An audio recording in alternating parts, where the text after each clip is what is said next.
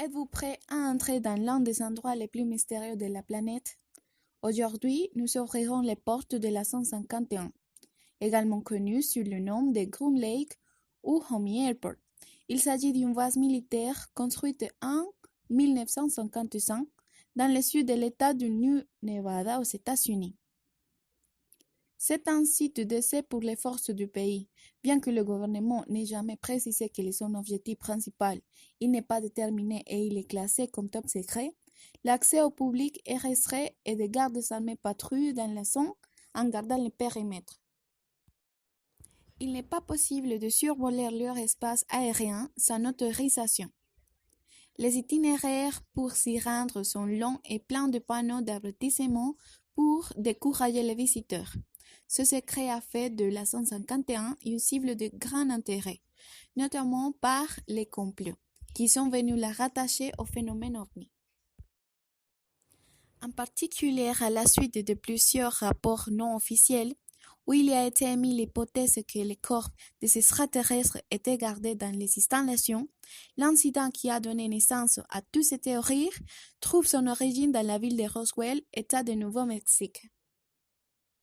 Le 2 juillet 1947, un fermier a trouvé les restes d'un avion en forme de soucoupe volant dans son ranch et a rapporté ce qui était arrivé au shérif local.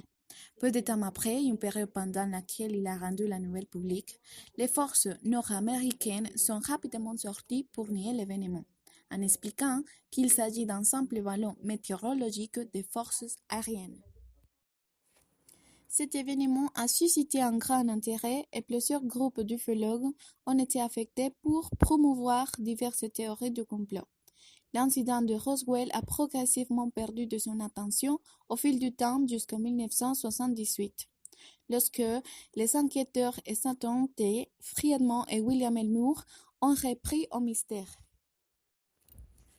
Après avoir étudié de nombreux témoignages, ils ont conclu qu'il y avait eu un accident extraterrestre et ont gagné en crédibilité lorsque l'astronaute d'Apollo 14, Edgar Mitchell, a déclaré que grâce à ses contacts avec les hauts gouvernements, il avait confirmé les faits.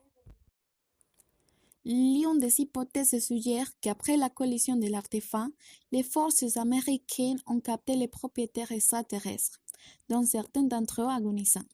Des autopsies ont été réalisées alors qu'ils vivaient encore.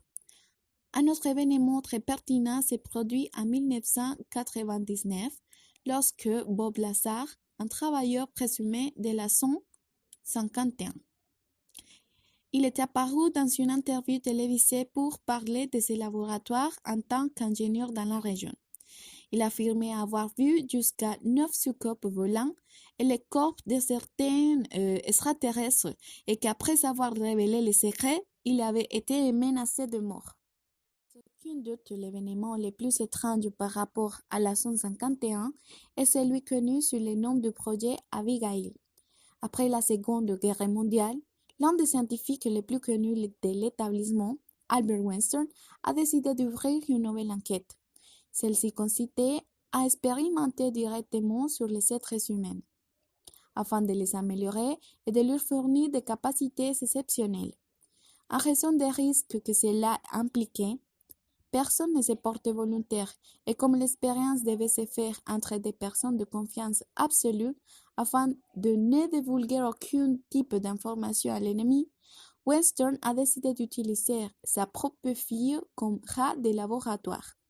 Son nom était Abigail, une jeune étudiante qui a commencé à suivre toutes sortes de tests sur son corps, avec des conséquences fatales. Son apparence a changé de façon spectaculaire. Sa peau était ridée et déchirée, ses dents ont échappé à tout contrôle et sa taille a considérablement augmenté. Tout le monde demandait à Albert d'abandonner l'expérience, mais il a refusé. Pas à cause d'une quelconque ambition folle, mais parce qu'elle savait que si elle l'arrêtait, sa fille mourrait en ne recevant pas les substances que lui fournissait. Nous ne connaîtrons peut-être jamais la vérité. Ce sont peut-être des mensonges et des inventions de personnes obsédées par les complots.